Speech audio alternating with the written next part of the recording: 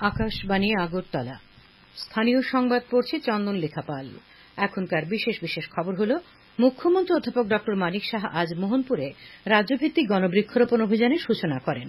শিল্প ও বাণিজ্য মন্ত্রী শান্তনা চাকমা বলেছেন, রাজ্যের যুবক যুবতীদের আর্থিকভাবে স্বনির্ভর করার লক্ষ্যে শিল্প ও বাণিজ্য দপ্তর বহুমুখী কর্মসূচি গ্রহণ করেছে। এবছরের নিট পিজি প্রবেশিকা পরীক্ষা আগামী মাসের 11 তারিখে 2টি শিফটে অনুষ্ঠিত হবে।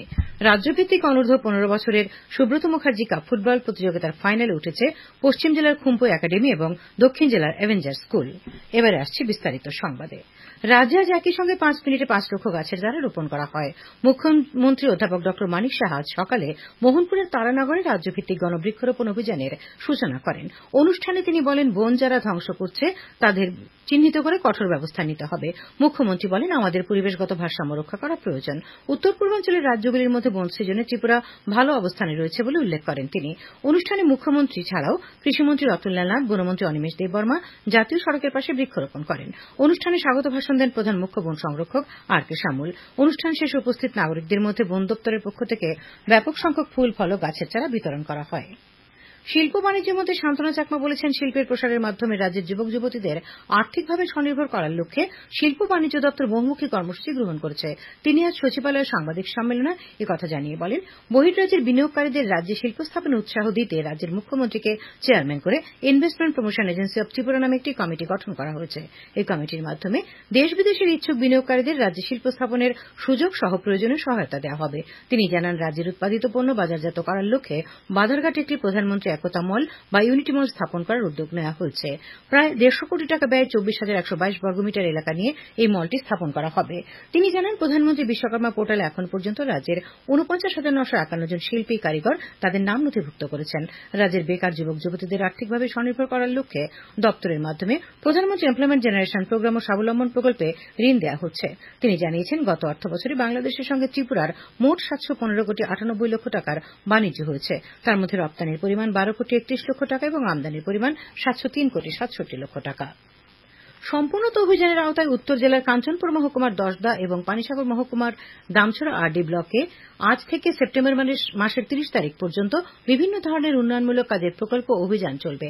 আজ দশদা এবং দামছড়া আরডি ব্লক কার্যালয় প্রাঙ্গণে নীতি আয়োগের অধীন সম্পূর্ণত অভিযান উৎসব, সম্পূর্ণত অভিযান সভা, সম্পূর্ণত অভিযান যাত্রা এবং সম্পূর্ণত অভিযান মেলার উদ্বোধন করা হয়।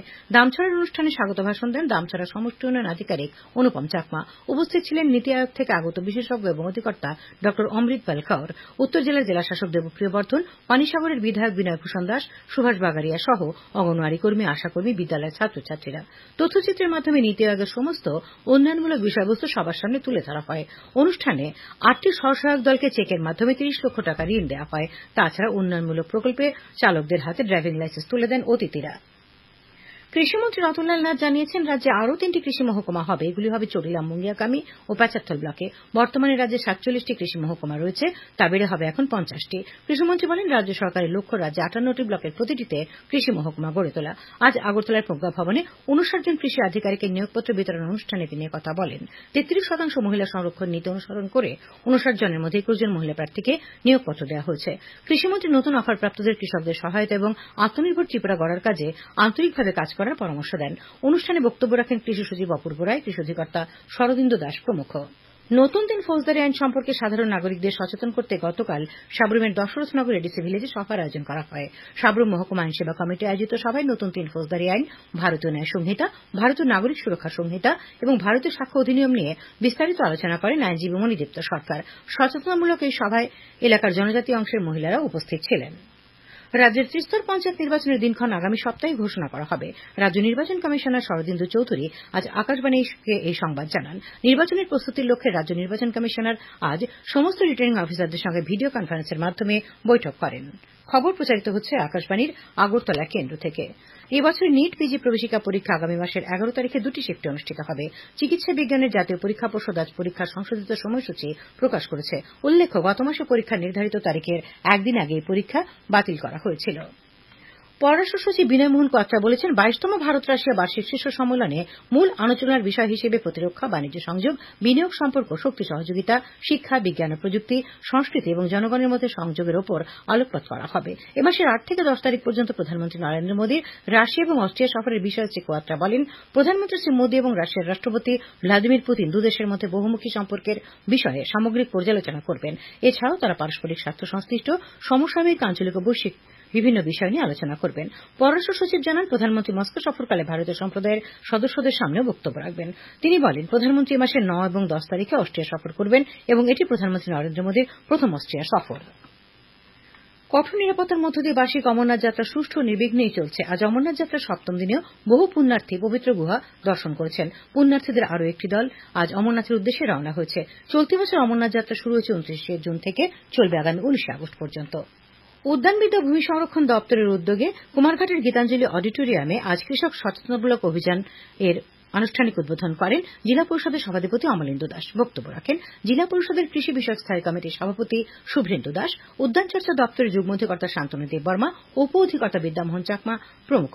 বক্তারা জমি পতিত না রেখে লাভজনক ওয়েল পাম্প চাষে এগিয়ে আসতে কৃষকদের প্রতি আহ্বান জানান। উল্লেখ্য, ঊনকোটি জেলায় বর্তমানে 55.56 হেক্টর জমিতে অয়েল পাম্প চাষ করা হচ্ছে। প্রধানমন্ত্রী নরেন্দ্র মোদীর আহ্বানে সাড়া দিয়ে এক পেড় মা কে নাম কর্মসূচির অঙ্গ হিসেবে আজ বিজেপি প্রদেশ মহিলা মোর্চার উদ্যোগে লিচুবাগানস্থিত ভগৎ সিং হিন্দি ইংরেজি মাধ্যম বিদ্যালয় এবং দিল্লি পাবলিক স্কুলে বৃক্ষরোপণ কর্মসূচির আয়োজন করা হয়। উপস্থিত ছিলেন বিজেপি রাজ্য সভাপতি রাজীব ভট্টাচার্য, প্রদেশ মহিলা মোর্চার সভানেত্রী মিমি মজুমদার, প্রাক্তন বিধায়ক ড দিলীপ দাস প্রমুখ। রাজ্য পুলিশের আজ আরও 4 জন পুলিশ আধিকারিককে বদলি করা হয়েছে। এদের মধ্যে এআইজি আইন শৃঙ্খলা জ্যোতিষ্মান দাস চৌধুরীকে বদলি করা হয়েছে টিএসআর 5ম ব্যাটালিয়নের কমান্ডেন্ট হিসেবে। 5ম ব্যাটালিয়নের কমান্ডেন্ট অনন্ত দাসকে এআইজি আইন শৃঙ্খলা পদে বদলি করা হয়েছে। তাছাড়া জিআরপির এসপি অমিতাভ পালকে বদলি করা হয়েছে এসপি সিকিউরিটি পদে। অপরদিকে সিকিউরিটির এসপি কিশোর দেববর্মাকে বদলি করা হয়েছে এসপি জিআরপি পদে। আসন্ন ত্রিস্তর পঞ্চায়েত নিয়ে আগরতলার ভগৎ সিং যুব আবাসে বিজেপির সাংগঠনিক বৈঠক আজ অনুষ্ঠিত হয়। মুখ্যমন্ত্রী অধ্যাপক ড মানিক সাহার পৌরোহিত্যে অনুষ্ঠিত এই বৈঠকে প্রদেশ বিজেপি নেতৃত্ব, সমস্ত জেলা সভাপতি ও মণ্ডল সভাপতিরা উপস্থিত ছিলেন।